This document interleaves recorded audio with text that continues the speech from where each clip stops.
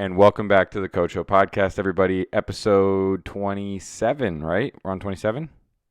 Yes. Or Yeah. 28. John was 26. Serge was 27. I think this is 28. You're right, this is 28. John was 26, yeah. Mhm. Cool, so we're on episode 28. This episode, we're going to talk a little bit about something that maybe applies to both junior and senior developers, just keeping that motivation, making sure that you come to work every day, you're present, you're effective, you're efficient, you're getting the most out of every time that you sit there and get to coding. So to kind of kick the conversation off, at V-Shred the other day, we had this guy come in. The owners hired this guy. He's not like a full-time employee or anything, but he comes on, and I think he kind of coaches the leaders more than anything. But I think going forward, he's going to come and talk to us a little bit more at some of the quarterly meetings and stuff like that, and maybe be involved in some other stuff. Who knows? But anyways, this guy came in to the quarterly, and he said, I want to show you guys a way of becoming more present, maybe even just in this meeting or just in general. And just for context here, we're probably like 2 hours into this meeting. It's a Zoom meeting with 70 people on it, and people are talking, and I mean, no matter how good of a speaker you are, it's hard to keep people's attention for 2 hours and everybody be like still, and they know that. So this guy comes in at the perfect time. Everybody's kind of getting a little burned. It's 2 hours in, and he's like, look, let's get refreshed. I'm going to help you guys feel present. There's an exercise that I teach people. And by the way, this guy, I don't have his name. I forget his name, but this guy's worked with multiple UFC fighters, worked with multiple NBA players, worked with a bunch of C-level executives at companies. So this guy's legit. And, he says, so he references this guy, Wim Hof, and you've read his book since I told you about it. We'll talk a little bit about that in a little bit. I've read the beginning, or at least listened to the beginning of the book. It's funny because I referenced that book to 3 or 4 people, and everybody read it already, and I haven't finished it, so I need to finish it. But he says this guy, Wim Hof, he's got this breathing technique that I want to show you guys. And so, of course, everybody in the meeting goes, oh, breathing technique. Like, this is going to be some, like, kind of hokey meditation. Like, it's not going to be legit, whatever. But the guy was super cool because he goes, like, literally right away, he goes, all right, I get it. You guys think breathing technique. This is going to be some hokey guru stuff. Like, he's like, no. This is legit. And he's like, and if you don't believe me, I want to ask you all a question. How long do you think you could, like, hold your breath? And he's like, it's not a competition. Don't try to be big man here. Like, how long do you think you hold your breath? And everybody's thinking in their head, maybe like 30, 60 seconds or so, possibly. 60 seconds would be like pushing it. By that point, I'm probably gasping for air. Yeah. Like, I'm definitely uncomfortable.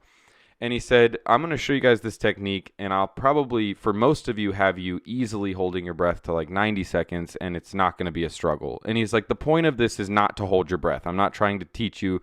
I'm not trying to make you Michael Phelps or anything. I'm not trying to teach you how to hold your breath. It's just a matter of fact. Like, I'm going to get you rested. You're going to become present. We're going to saturate your blood with oxygen.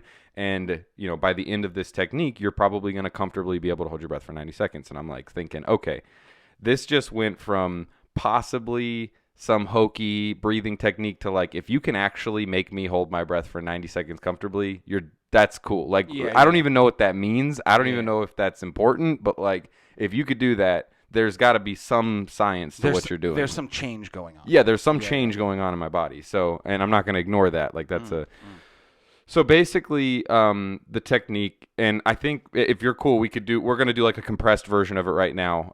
But basically the technique, just so everybody knows, if you want to go do this on your own time, we're going to do a condensed version. But basically what's involved is you're going to do 2.5 minutes of not hyperventilation, but just breathing quickly, breathing at a steady pace. And that pace is going to be something like this. Like that for 2.5 minutes. We're gonna do it for probably like 30 seconds to 60 seconds, but go 2.5 minutes. After that 2.5 minutes, we can do the whole thing because they can speed up. Okay, you guys can speed up. Yeah. So I'm gonna cue, and I'll talk every time and give everybody updates. If you want to do it along, I think this is super cool. And by the way, if you're listening to this podcast, or if you want to pause at the end of this and go do some programming, I would be pretty surprised if you didn't feel actually pretty different at the end of this. Here's one of the things that I will say, because he mentioned it in the book. Don't do this while driving. Don't do this while standing up. You should be sitting down or laying down, and don't be like in water, like if you're trying to relax in a tub. 100%. If you are listening to our podcast while you're taking a bath, I guess that's cool. I guess that's cool. But anyway, he mentions that in the book multiple times. Don't do it anywhere where if you faint, you could get hurt. Which actually we're kind of up in these big chairs. We'll have to be careful. Yeah, we'll kind of sit back. So yeah, that's a good point. Thank you for bringing that up. Make sure you're sitting in a seat. Make sure you're comfortable. While you're doing this, there are a few things that are going to happen that you're going to notice. Number one, if you're breathing through your nose is going to get tingly. Nothing wrong with that. Totally okay. If it becomes uncomfortable, try to start breathing through your mouth. The idea of this whole thing, as this guy reminded us throughout the whole thing, is not to feel uncomfortable. If at any point I'm having you hold your breath and you feel like you need to breathe, breathe. It's not a competition. There's nothing. That's not the point here. The point of the extended times where we're holding our breath isn't actually holding our breath. It's that we have supersaturated our blood with oxygen and we kind of need to come back to equilibrium. That's kind of the idea, is that oxygen needs to come out, basically. So and change the carbon dioxide. But we're kind of flush all of that existing carbon dioxide that's in our blood. So anyways, again, yes, be comfortable, sit back. If your nose feels tingly, if you feel lightheaded, if your fingers feel tingly, all normal sensations, nothing wrong with that. It's not gonna hurt you. But I'm also not a doctor, so this is just what I heard. But it seems we're just gonna be bringing oxygen into our blood. That's all. So, anyways, 2.5 minutes. Then we're gonna do a 15-second breath in, 15-second breath out, 15-second breath in, and then we're gonna hold for 30 seconds the first time. We're gonna repeat this process 3 times, every time increasing that last hold by 30 seconds. That's the idea. Okay. Cool. Got it? And I don't know if this is exactly what he says in the book, but this is what the guy had us do, and it had an impression on me, so that's exactly what we'll do right now. So yeah, at this point, if you don't want to do this, fast forward probably like 10 minutes from now. We'll put a timestamp in the video so you can move forward. If you're listening on the podcast, well, you're just going to have to find it, because if you're not on YouTube, then I don't have timestamps. So, all right, here we go. I'm going to move my mic back a little bit so you don't hear me breathing all weird, and then I'll give cues. I'm going to put it on my phone. One last thing. This guy had us close our eyes, and I think that that's a pretty important part of this, because the idea is obviously not to be distracted, and to kind of just focus on the thing that you're doing. So I'm going to try to close my eyes as much as possible, but I'm going to have to watch this clock. So, all right, here we go. 2.5 minutes of breathing in, follow my pace, and here we go.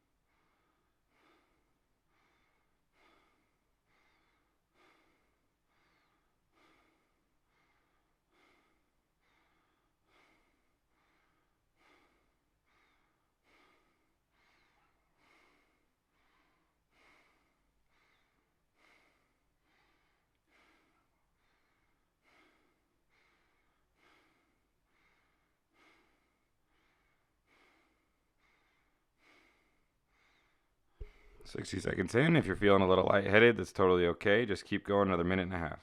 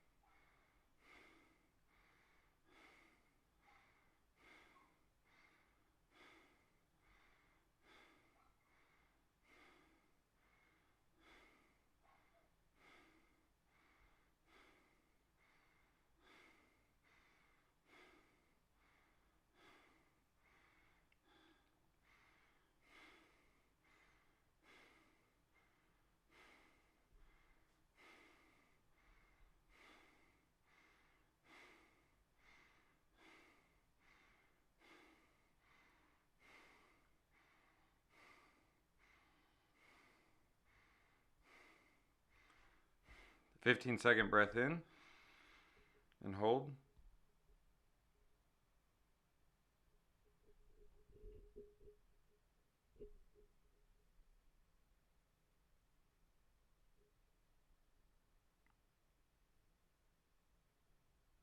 Fifteen-second breath out and hold.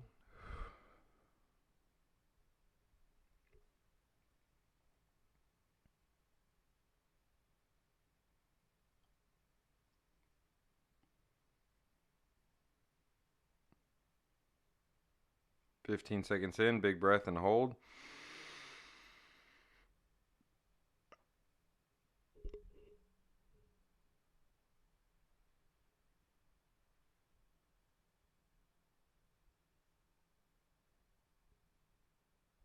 Out. And we're going to hold for 30 seconds.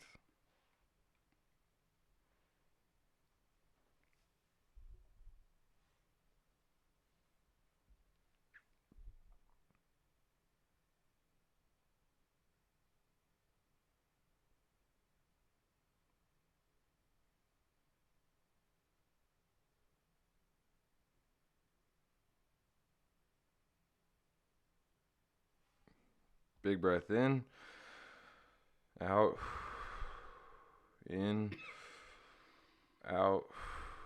And we're going to do 2.5 more minutes of the same thing. We're going to repeat that process starting now.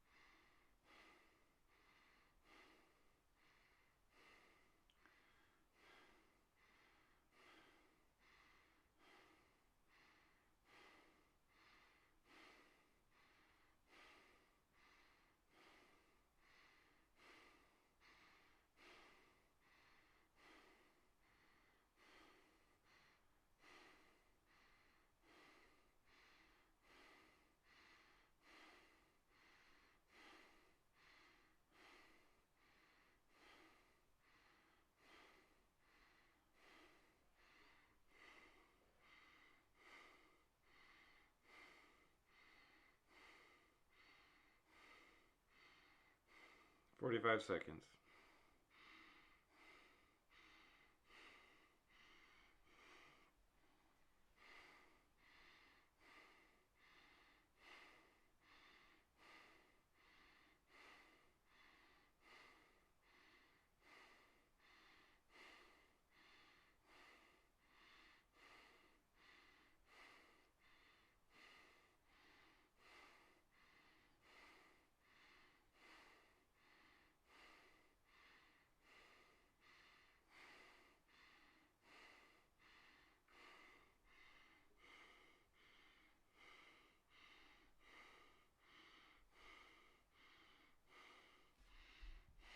Big breath in, hold.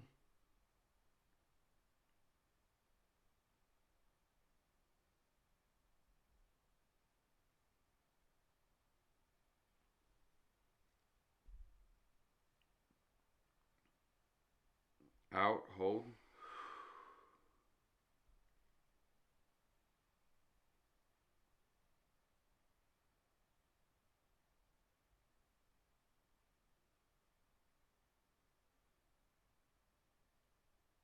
In, hold.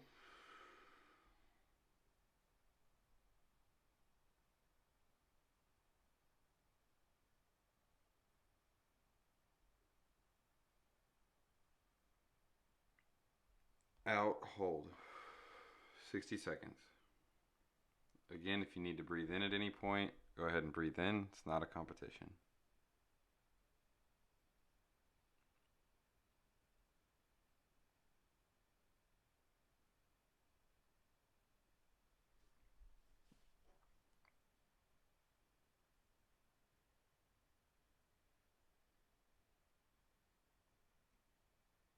If you're going to 60 seconds, we're halfway there.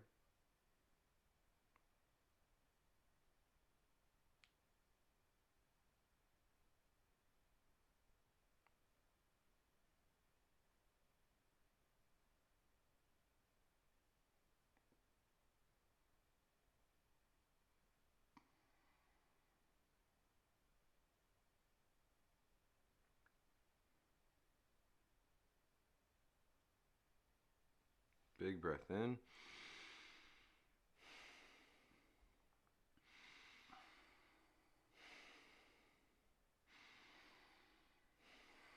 All right, last one. We're going to go halfway at about that same pace, and then we're going to pick it up towards the end. Here we go.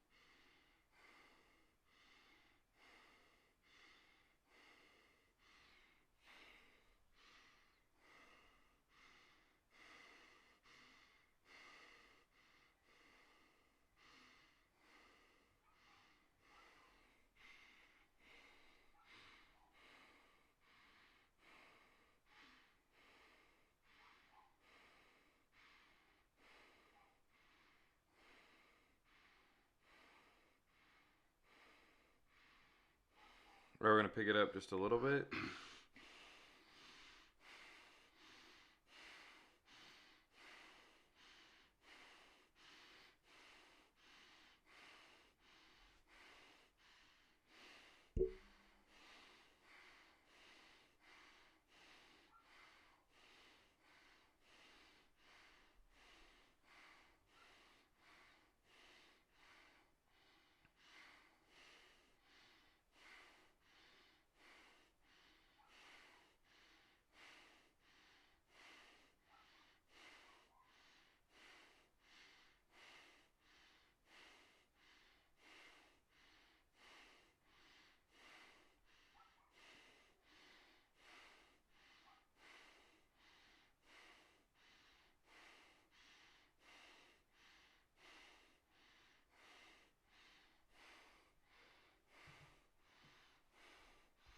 All right, big breath in.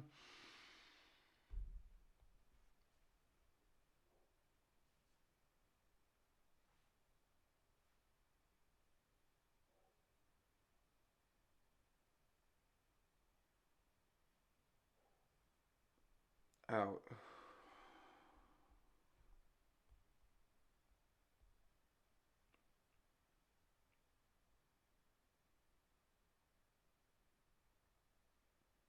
In.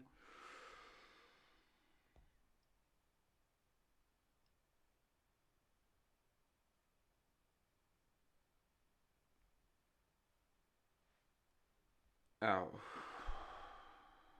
We're going to go 90 seconds if you can make it. If not, remember you can breathe in at any time.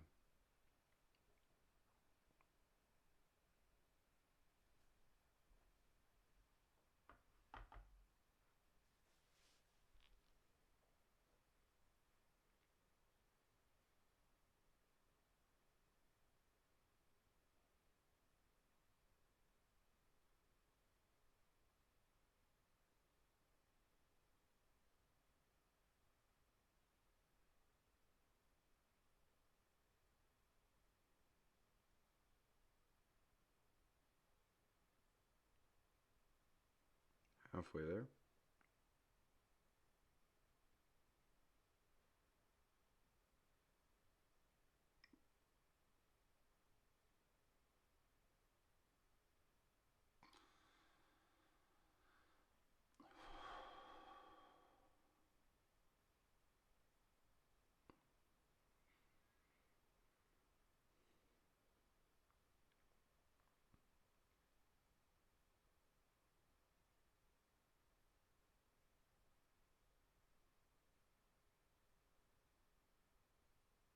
Ten seconds.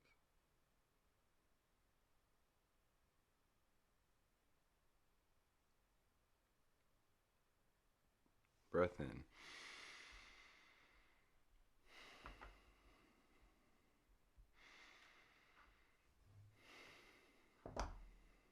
And that's it.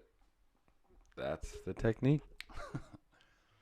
What do you think, Matt? So I didn't make it the first time, or the 60-second one. I didn't make it, but I was pretty close. And then the 90-second one, I didn't make it 90 seconds, but I definitely made it more than a minute, like maybe just barely like a minute. So, But the holding of the breath is not. It really isn't the point. Yeah.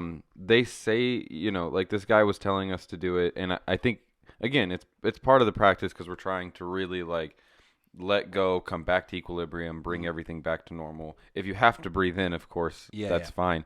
But I'll be honest, I've done it 3 times now.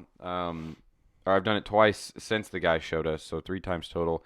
And every time that I've done it, is it earth-shattering? Maybe not. I felt like when we did it, especially, I'll say this. Right now, you and I are both well-rested. It's early in the day. We haven't really done anything extensive yet. Oh, I ran 5 miles today. Okay, well, you did. Good.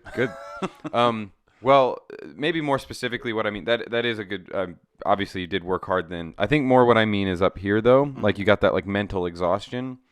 And I will say the most profound effect that I got was when I was just kind of drained from that meeting. We're 2 hours in. Yeah, I can It's see rough. And so, this episode is all about like keeping motivated, making sure that you're making the most of your time learning or programming or whatever. You're as effective as possible.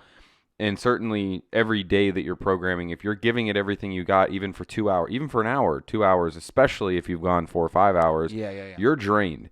And Sometimes by 4 o'clock, I knew that, man, I've been working hard. My brain is getting to be toast, but there's 2 hours left. And I know that, okay, I can probably actually complete this one last part. But you have to push yourself. You really do have to push yourself. Yeah, and I just think that by doing something like that, maybe that is just that thing that you need to kind of come back and come recentered and be effective, if not for any more than just another 30 minutes. Just doing that technique, I swear, can make a huge difference. And like right now, the effect wasn't as strong as it was that first time because, again, I'm rested and I'm not mentally exhausted or anything. But it does make me feel present, and that was the word that the guy kept using is like you want to be present, especially if you're interacting with other people. And this guy, the context that he kind of put it in was he trains UFC fighters. These guys, I mean, he doesn't train. I'm actually not sure if he trains them as far as like actual fighting goes or athleticism, but he's a mental health coach, and so he definitely trains them in that sense. And he says, these guys are very well trained. They're killers, all of them. They're crazy strong, crazy capable. And, you've seen UFC fighters go out there and they crumble. They get out on the mat and they've got everything they need. It's not like they can't take this guy down. It's not like they don't have what it takes. It's just that they're not here. They're not present. They're not. And I don't know if doing a breathing technique prior would have made a difference. But the thing is that, like, with anything, if you're going to be going into some really intensive task, especially mentally, and especially if you're dealing with other people, it is important to come present and make sure that you're able to be as effective as you can be, and you're sharp and whatever. And so I think for me, that particular technique, I'm going to do it every day for the next month and see if I notice anything different. How do you do it all by yourself? Is there an app for that? You know what? It's funny you said that because I thought about making an app. I was just thinking about it as we were talking. Because I'm sure there's a bunch of different breathing and meditation techniques that you could use a timer. Because the thing is, you don't want to have to open your eyes. So I was thinking you could either do like just a ding, just like it could give you like or even just a vibration. You could just put it in your pocket and it would vibrate. So yeah, maybe. But you have to remember the technique. I think it would be cool.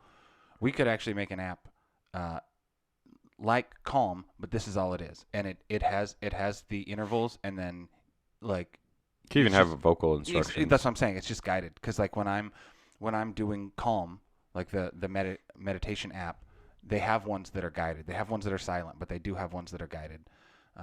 And so this is just really quick, exactly like what you just did.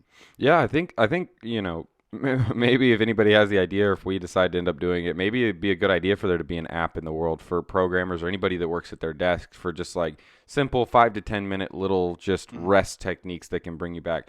Because I'm gonna be honest, like, especially I don't know if it's COVID related or the fact that we're quarantining or I'm at home. Like, I was talking the other day with some people at work, and I was just saying like if you think about it, driving to work every day and going to an office, there's a quite a bit of stimulus that is involved in that day or in that process. Mm. Like, we all get frustrated getting on the road and this guy cuts us off. But nonetheless, that's stimulating. That's a Well, stimulating event that happens. yeah. Well, and yeah. Well, I'm just agreeing with you. Sorry for interrupting. But there was when you're in the office.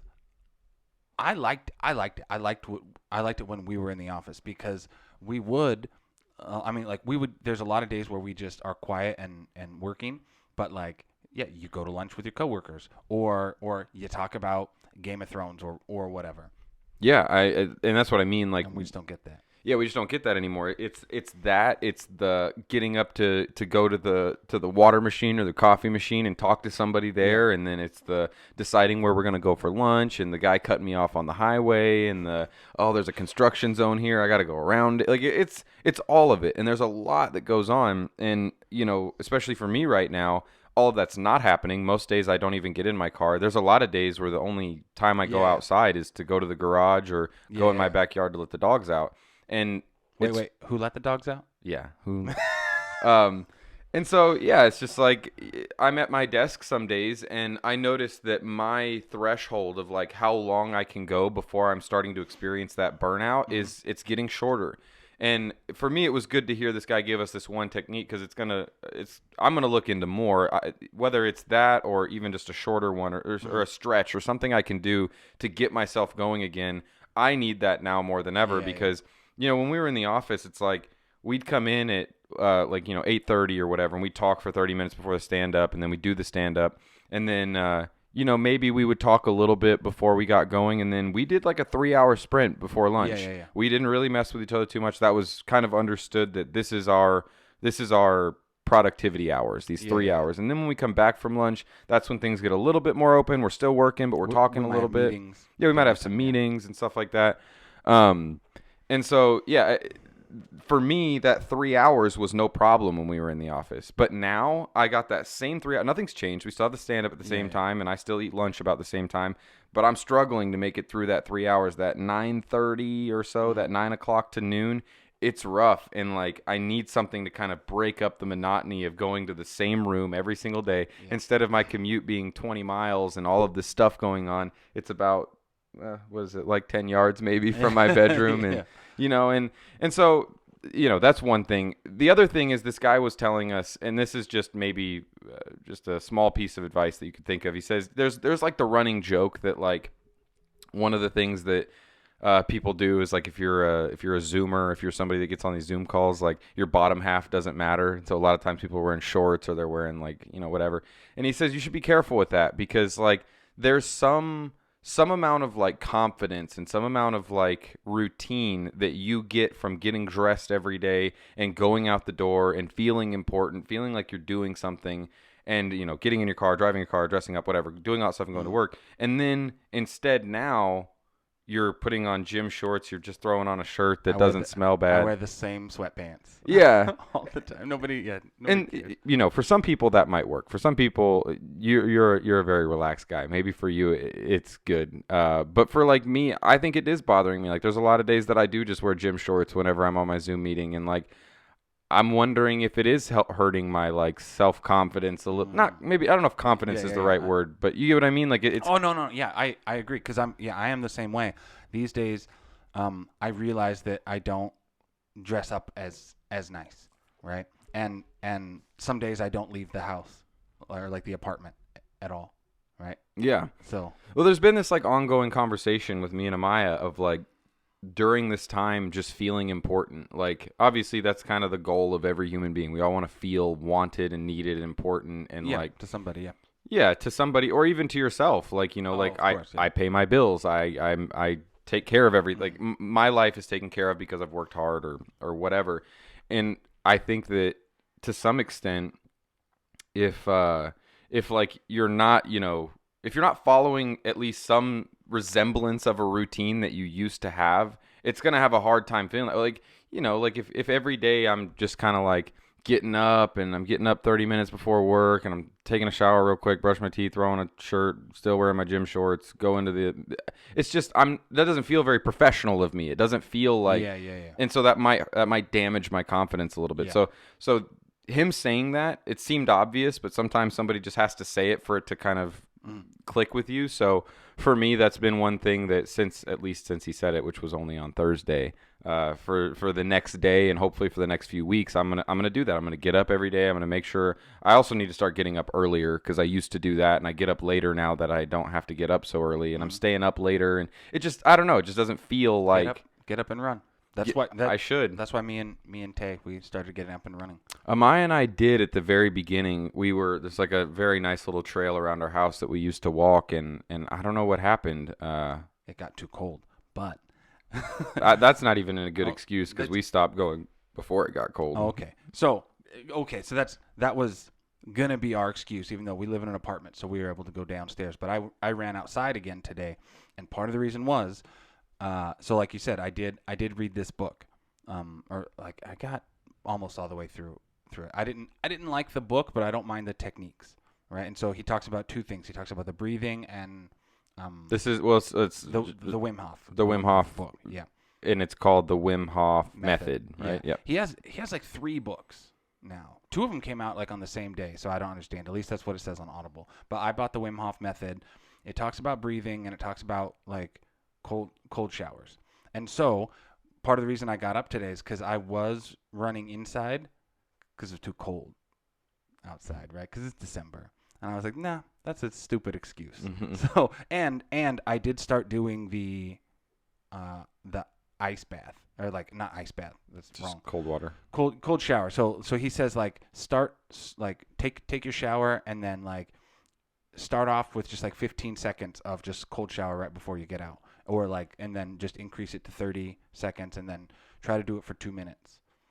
And he says just do this for like 10 days and you'll feel much better. And I don't know if the science is accurate, but he talks about the science of your skin, like your veins and blood vessels like regulating or whatever. So I don't know about the science. I don't know about the science of the breathing either.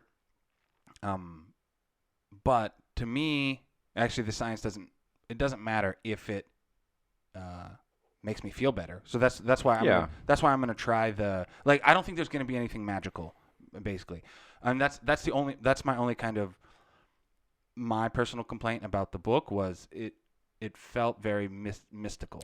Okay, let's talk about that for a minute because that breathing technique that we just did, there might be some small science to it. Maybe you're super saturating your blood with oxygen, kind of replenishing. Maybe there's some science to that. I think more than anything, it probably is mostly psychological. Like it's a reset. It's like, okay, I've been blowing and going. The idea, I mean, that whole idea with meditation, I think, well, go ahead. So, there's 2 things. So I like the idea of meditation, and I've tried it a lot. But there's kind of like, as far as I can tell, there's 2 camps. There's transcendental meditation, which is like rooted in like, I guess, Eastern mysticism. Like, and I'm not an expert on this. And they kind of say that you can, again, I'm not an expert. Like, you'll get lots and lots of these benefits, and you can kind of like gain superpowers. That's obviously too like hypercritical, so it's not that. But then there's like the non-mystical feeling where it's just like you're just giving yourself time to de-stress. And Right. so there are lots of people like Tony Robbins, who is also like a guru, but he's very successful, and Tim Ferriss and lots of other people, I think even Jerry Seinfeld, like they just swear by meditation, and it gives them just a time to just be quiet. And that's actually the breathing technique reminded me very much of meditation, but like active meditation. One of the problems with doing it is like you sit there for 10 minutes and you're focusing on your breathing, but then your mind wanders. Mm-hmm. Well, in this case, there's no chance for your mind to wander because you're focusing on your breath so much. And so the point of, at least what I understand from the non-mystical meditation, is to become present, like Right. practice being present. And that certainly worked because you are 100% focusing on your breath. Yeah, I think you're right. I think the idea is to like completely desensitize, or not desensitize,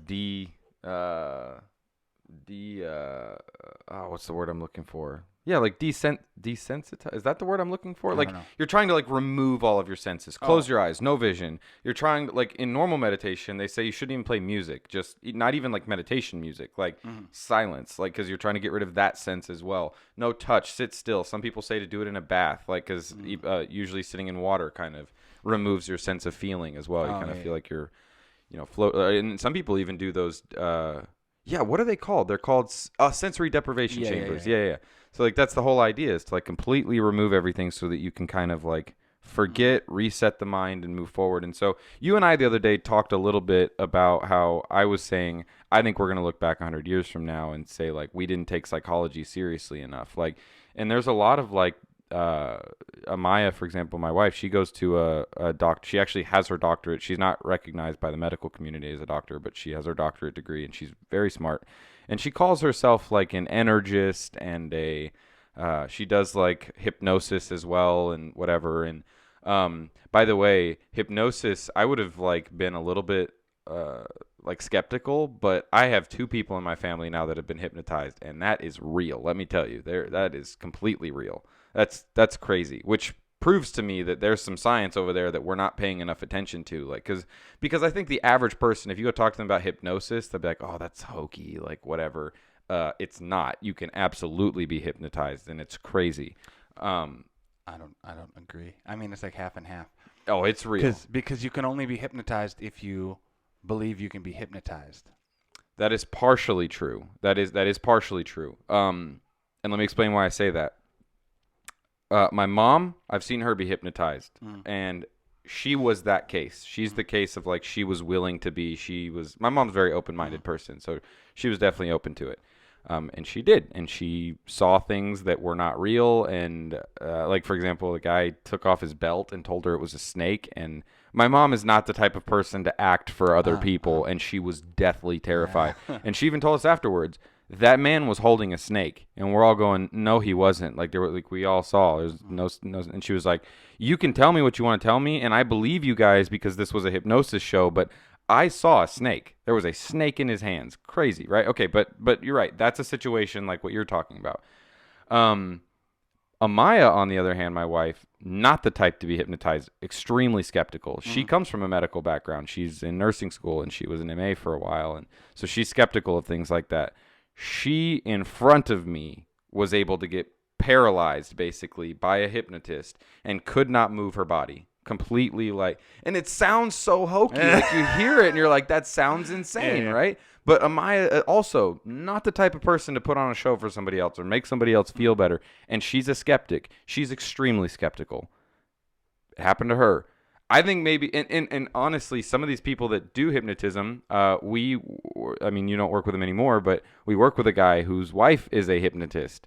I mean, it's real. Oh, really? Yes. We'll talk about it a little bit more now afterwards. I'm curious. I didn't know. Yeah, and these people, they love hearing that people don't believe in hypnotism because they like to show them that it's real, and maybe you should try it. Maybe it's worth trying because they think of it like a challenge. It's like, it's like one of those things where they want to prove to themselves that they can can get somebody. Well, I know Scott Adams from Dilbert and lots of other stuff. He's written a bunch of books. He always talks about how he's a trained hypnotist, and I wish I remembered exactly what he said because he says that it's real, but also acknowledges exactly what I just said, where it's like, and he kind of explained why you can't be hypnotized, or it's harder to hypnotize somebody who doesn't believe, or something like that. Yeah.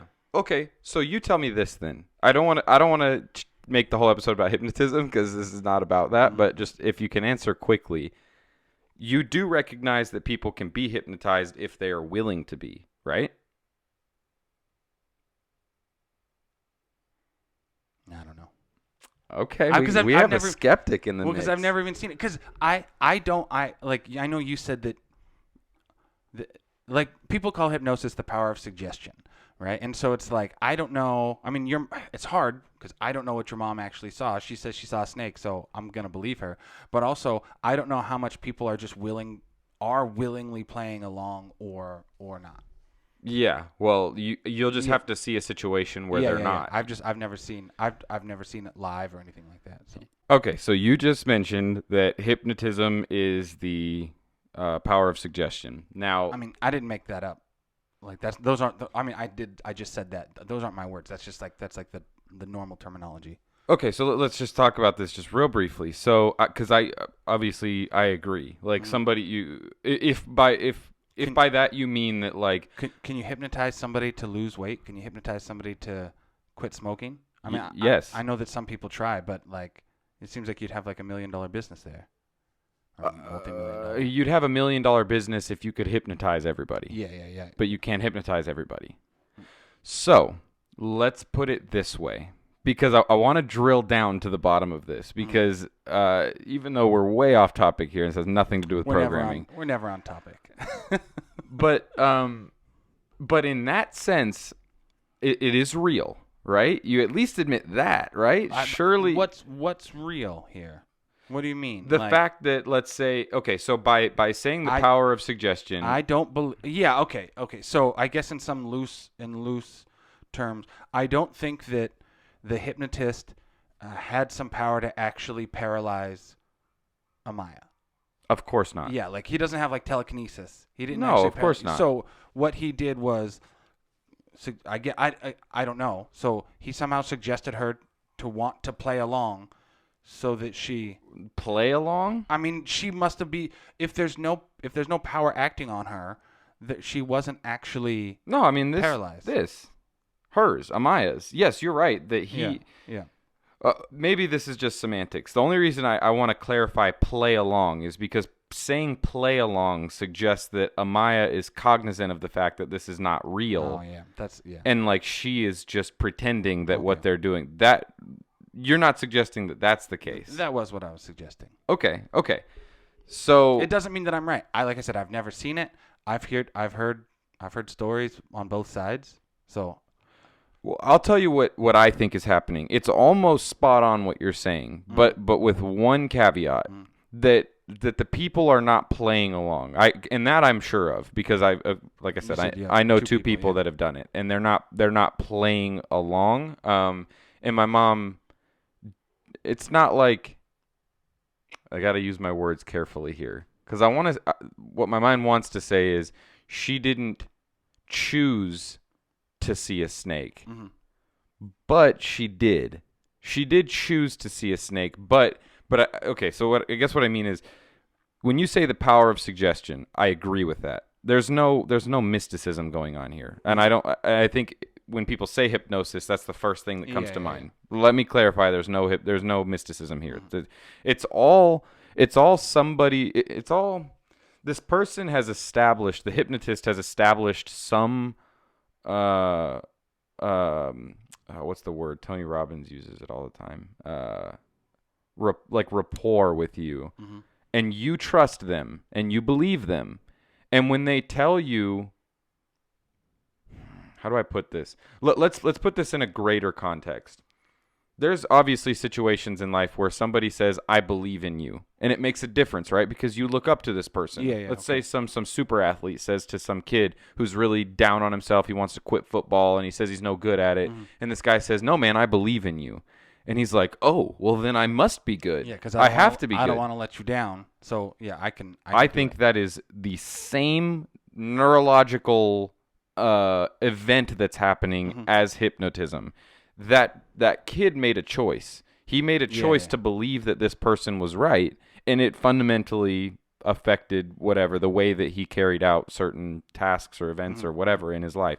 Granted, paralysis that happened to Amaya, that's a bit different, because that's not like that. We might not think of that the same way, because we might say, well, that kid just having some motivation is a little bit different than Amaya being paralyzed, but I really don't think so. I think that kid wholeheartedly believe that there's no way that what that guy said is not true. If he says that I'm good at football, then I am.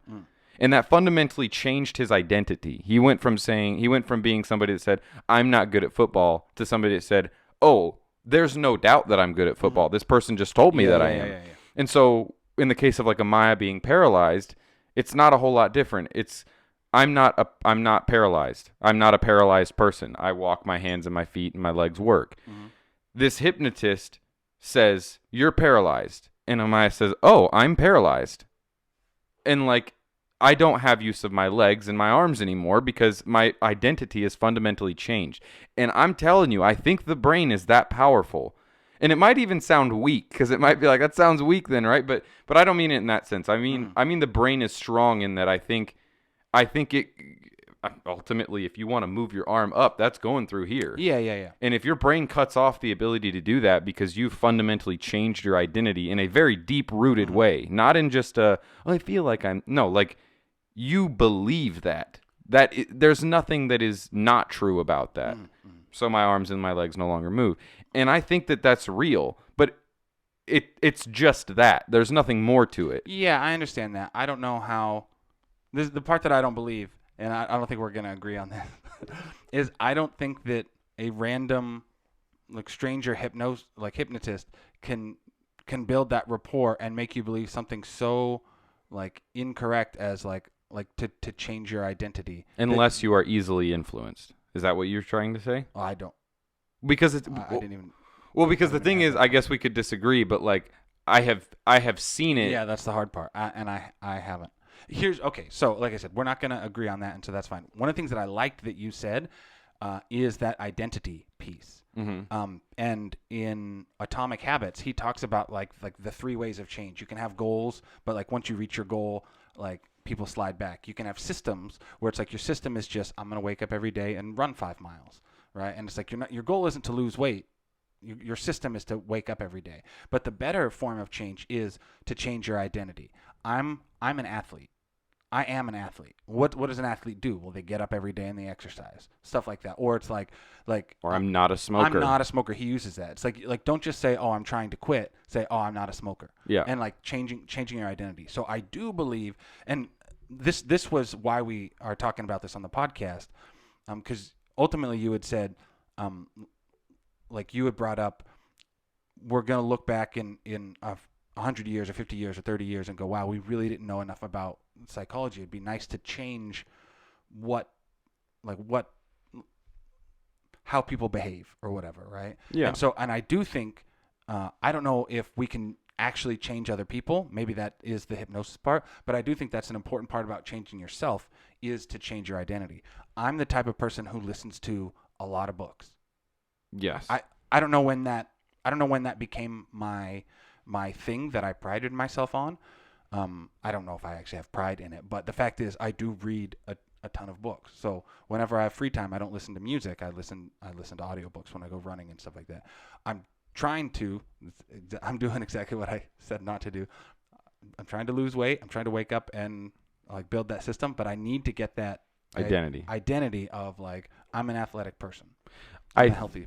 I think that, and I think we can agree on this, whether or not hypnosis is real, that is essentially what it is the ability to change someone's identity insanely quickly, which is a crazy thing. And if it is real, impressive. And something that, again, 100 years from now, these people are way ahead of their time if that's true. I think hypnosis for a long time with the spinning wheel and the clock, of course, that's, well, I don't know. I don't know if there's any science behind that. But again, like Scott Adams talks about hypnosis and persuasion all the time. And then there's another book. There's 2 books. Robert Cialdini, and he wrote Influence, The Power of Persuasion, and he wrote Persuasion. And it is about these types of interactions. Yeah. And so I haven't studied it and I haven't seen it. So it's like, I'm not trying to squash everybody's idea of this thing might be real. And people like Scott Adams are older than me and have been doing it for a while. You've seen it. You have like 2 close family members who've dealt with it. So I mean, we've all seen. I mean, hypnosis is in my mind with what I think about it and thinking that it's true, it's not any different than persuasion. It is persuasion. Yeah. We're all hypnotized to some extent every single day. Like advertisements placed in a certain way are some sort of like Sure. hypnotism, I think. Even like back in the day, like movies, did you know that they would like this is like old school, like maybe even like in the 40s and 50s, they play like films and like one frame would be like a bottle of Coca-Cola and like you couldn't see it. Like when you're watching the movie, you cannot see it. But it was enough that they like did studies and people would go buy more Coca-Cola because that like your brain, like you're going to question whether or not Your subconscious your sees subconscious will question whether or not it just saw that, and then it'll start thinking about it. Yeah, And I like see. it's not enough for it's not enough for you to like see it, I guess, like or remember it, but like your subconscious might. So, and I mean, in my mind, that's some loose form of hypnotism. So, but kind of like bringing this back to what this is all even about. I'm glad that conversation kind of went towards identity because that's an important one. Yeah, I think so. The more that I sit here, we spent the first part of this podcast talking about like confidence and like being effective during this weird quarantine time and shorts and all that. And I think the problem is over a long period of time, my identity has shifted because I have fundamentally changed my routine. It's not the same anymore. I am not somebody that gets dressed and looks good when I go into the office and wears nice clothes and drives their car. Like those all might be small things, but they do create me. And I have slowly become something that honestly resembles a little bit more of like a bum. Like it kind of does. You know what I mean? Like it's real. It's real psychology at play. I'm wearing basketball shorts every day. I don't feel like a professional. I don't feel like a hardworking person some days because I just look like a bum. And the days that I do get dressed and I put on my clothes, even if it's just jeans and a t-shirt and I wear my watch or something and I do my hair, that's a big one. I do my hair. I feel good. I feel like some resemblance of my previous self. And I think that makes me more motivated and it makes me more likely to be able to get through that 3-hour span. And also I think that doing these little resets, doing these little meditations, whether or not there's any like mysticism involved, it at least gives you that reset of like, okay, right now I am somebody that is frustrated. I am somebody that is burnt out. I am somebody that's kind of reaching my limit of what I can do mentally right now. So I'm going to take a step back and I'm going to calm down and I'm going to rein in that identity. I'm going to rein in that anxiousness. I'm going to rein all that in and just kind of reset. And once you open your eyes from that, I just feel like you go, okay, I am rested. I am somebody that is rested. I am somebody that is now capable of resuming work effectively. And I mean, I think it all goes back to identity. I think that's all, you know what I mean? I think that's what it's all about at the end of the day. So, what would you say is outside of that? Like, I've talked a lot about me and like what I'm doing and me getting burnt out. What are some things that you're doing to stay motivated, or has this even really affected you at all? I think this is also part of my identity, and is just being a hard worker. How do I put it? So I don't think the COVID stuff has affected me as much as it has you, because I remember like you definitely had some struggles like early on, and we had talked about that. I don't like it. I definitely prefer to be in the office. But for the most part, my morning routine did change a little bit, where I got a little bit lazy. But that's why I try to wake up and still go running, stuff like that. So I still wake up and I exercise. I have noticed that I wear my sweatpants much more than than I used to, which I don't like. But it doesn't hurt your identity that much, you don't think? And that's a good thing. I think that's makes you resilient to. Yeah. Let me think. It's also different because I'm going through, like you had already mentioned it, and we haven't mentioned it much on the podcast, but I'm going through like a job change, right? So I got a new job in November, and before November, I was obviously like preparing for like these interviews and stuff like that. And so maybe one of the things that I should do more is like the meditation and give myself a chance to rest. I don't always do that. I'm always like pushing forward no matter what, right? So I didn't want, like, unfortunately some people have really been affected by COVID. Me and my family have been lucky that like nothing negative has happened to us. But also, I didn't want this time to be like an excuse for me to waste my time. And that was just my attitude of it, right? If somebody else is going through different hardships, I'm not trying to judge other people. But so I didn't want to just start playing a whole bunch of video games just because. And I'm like, I mean, actually, we both did have a situation where we played a bunch of video games during this time. And okay, that was like a nice little reset. But so instead of focusing on the negative, I was just like, okay, I'm gonna power through. I gotta study for these interviews. Okay, I'm gonna be working on that. And then now I'm busy transitioning to this new job. Like there's a whole bunch of onboarding, and so maybe I'm just like not it. I'm doing my best to not let it affect me in a negative way. But maybe because of those already like those changes, maybe it just hasn't. It hasn't affected me as much. Your attitude is very resilient, and I admire that about you. I'm pretty sure I gained a lot of weight though. I haven't been looking at the scale, but I'm pretty sure that I did gain a lot of weight since. Well, you're lucky that your moneymaker is up here, not down here.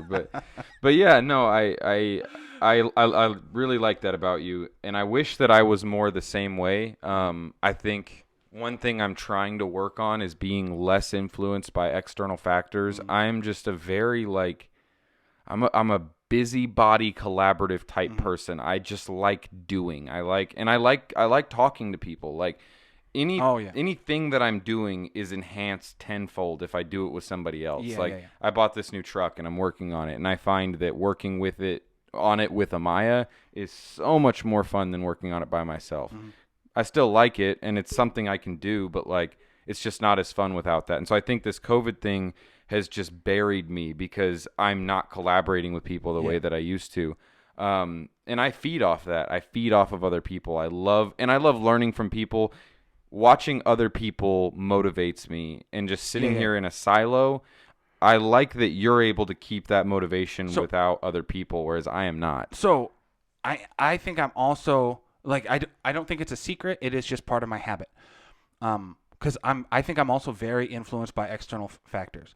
There has been times when I've been stressed out. Obviously, like looking for a new job is always stressful, things like that. There has been times when I'm stressed out, or maybe I feel lazy. I think that's one of the reasons, and I know because I can think of like 5 or 6 books that I will re-listen to. Like I listen to books at like 2.5 speed, and me and my wife go walking and running all the time, so I'm always listening to books. So whenever I'm feeling bad, I'll go and I'll listen to, there's like Grant Cardone. He's like a salesman, but also author. He's written 4 books. One of them's like super about, I mean, they're all about sales, but like there's also super motivating, right? Like be obsessed or be average is one of them, the 10X rule. But then there's also one of the guys, like the guy who trained Michael Jordan. I think his name is Tim Grover, and he wrote a book called Relentless. And I'll go back and I'll listen to that. And there's another book called The Obstacle is the Way, and I'll go back and I'll listen to that. Obstacle is the Way is like this hard thing that's in front of you right now is the thing that's going to make you strong enough to push forward and go. So like I think we have the same problem. I just have like a plan.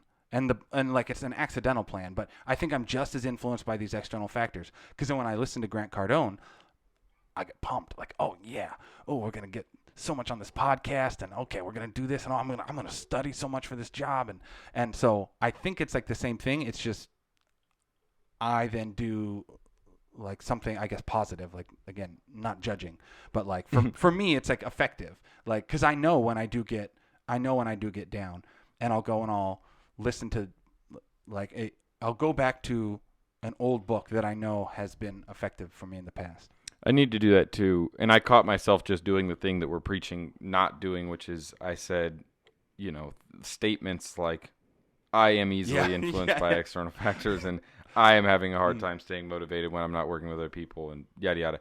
I got to open that up to be more willing to associate my identity with other things. Like I am good at working by myself in my office. Like, well, I mean, there's also nothing wrong with recognizing your skills and or recognizing, like, I don't want to say weaknesses because it's not that, but it's just like recognizing pitfalls, so personal pitfalls or whatever. There's nothing wrong with that. Recognizing those, and then you don't just have to just sit there and, well, my hand's on fire or my hand's in the in the boiling water. I'm the type of person who has a hand in the boiling water. It's like, no, if that sucks, you can pull it out and like do some course correction. And so like there's nothing wrong with trying a different morning routine. So I absolutely agree. Let me end the podcast on this note, because I think what you just said made me think of something. So you're right. When you are in a situation that's bad and it's negatively affecting you, you don't have to just accept that this is the way that it is. Course correct. And sometimes to course correct, the thing that you do is read a book, right? Mm-hmm. And you read this book by Grant Cardone or whoever, and you say, they tell you this thing and they tell you the way that you can be successful and the way that you can get through this, and that resonates with you, and you're able to course correct based on that. And are you calling that hypnosis? Is that where you're going? Well, I'm just saying that's fair. That they have they have a rapport with you, and you trust Grant Cardone, and you say, well, if Grant Cardone says this is the way, then this is the way, and it works for you. And I guess it's easy to think that they're fundamentally different. I can understand how even like the extreme of paralysis is a bit different than that. I recognize that.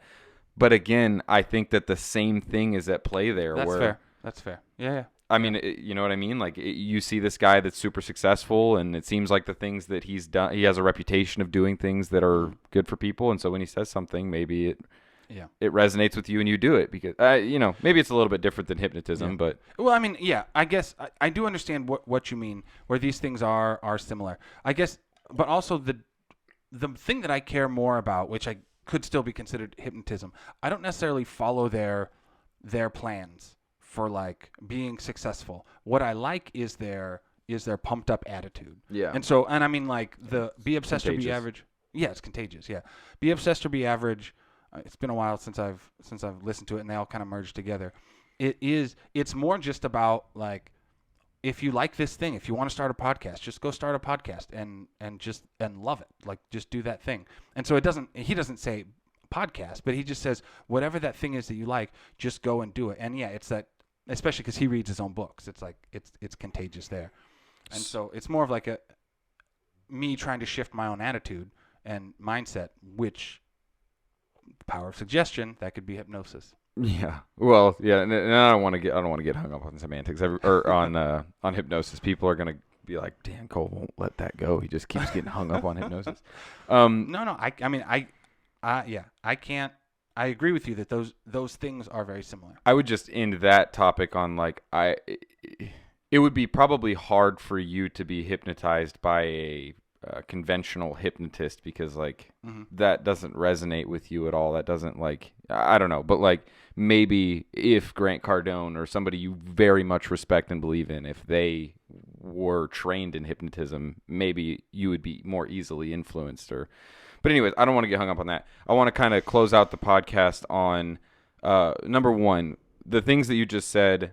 Not keeping your hand in the boiling water, and maybe read a book or something that can just course correct. We don't have to stay here. We can get out of this. I think that's fantastic advice for staying motivated and continuing to be effective and efficient with your time and everything as a longer term strategy, especially if like you're in my situation where I'm struggling the most with like the long term effect of this, not the like the day to day is also hard for me, but the longer term is the problem.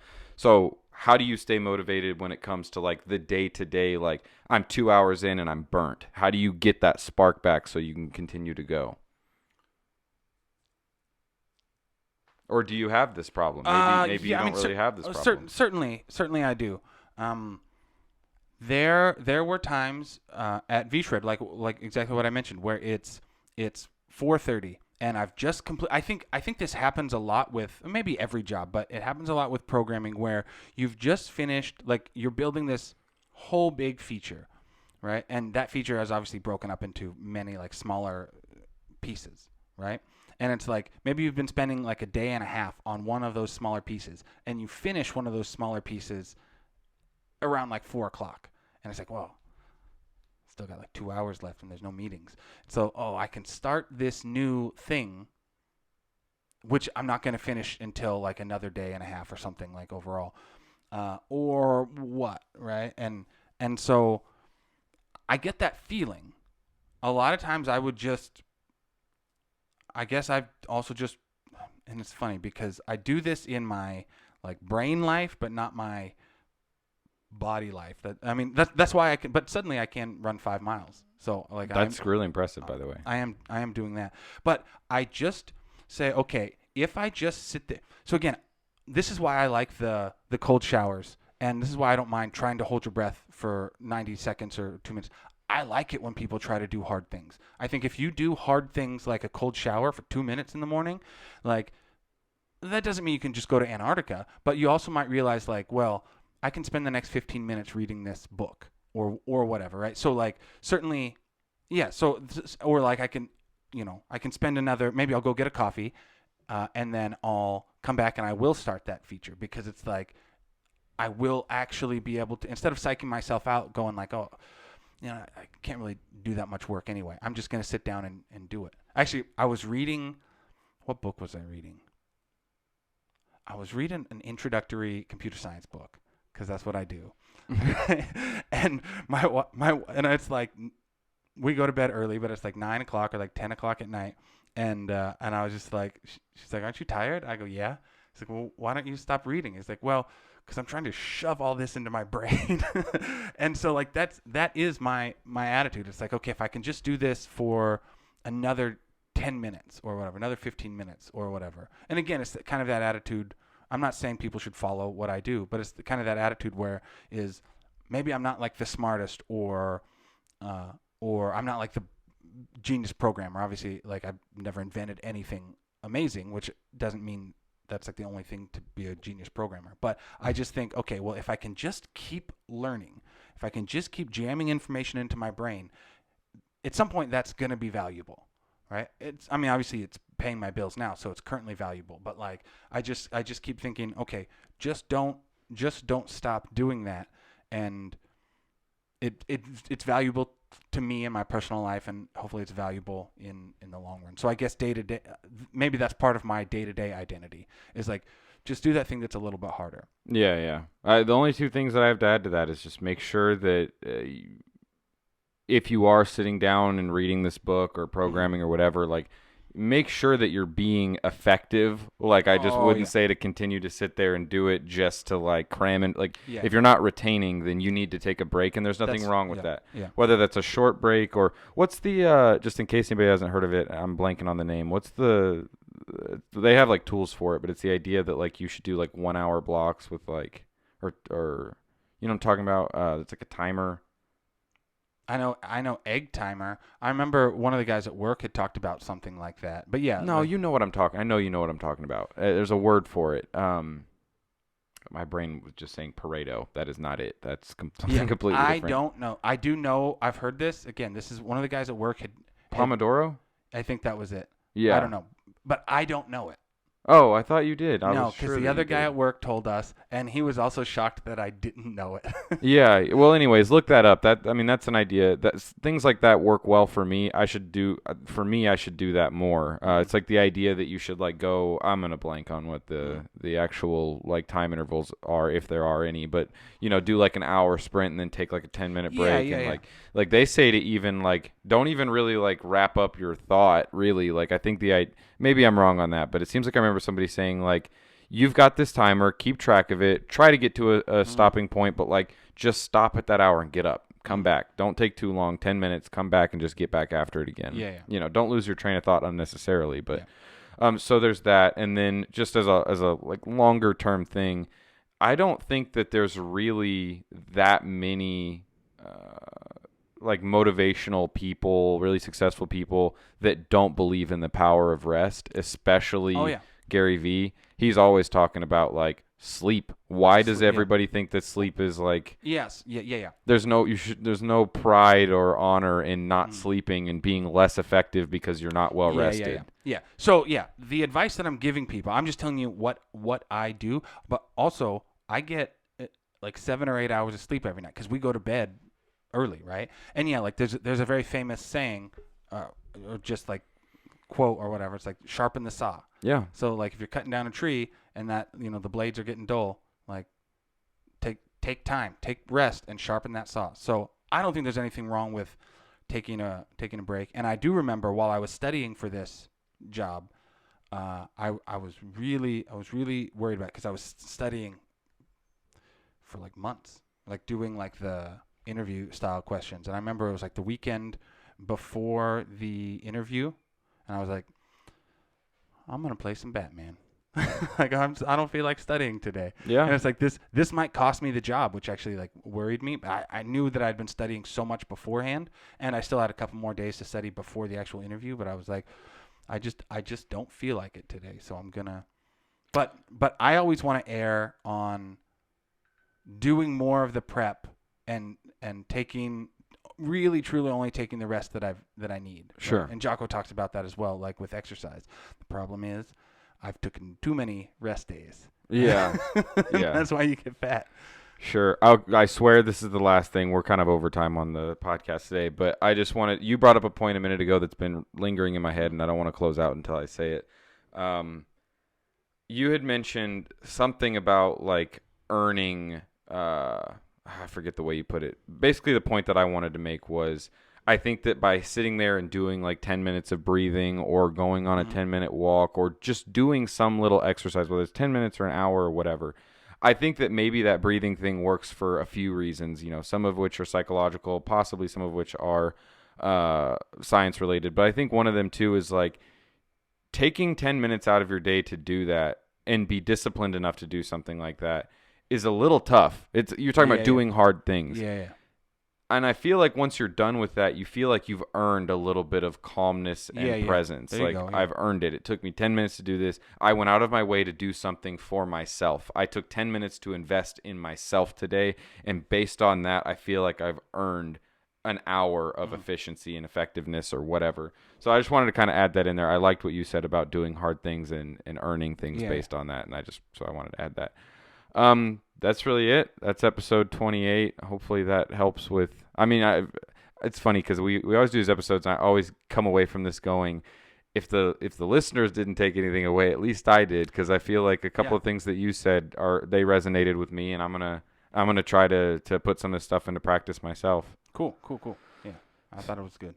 All right, everybody, follow us, message us, you know the drill. Episode 28, everybody, and we'll see y'all next week. Bye.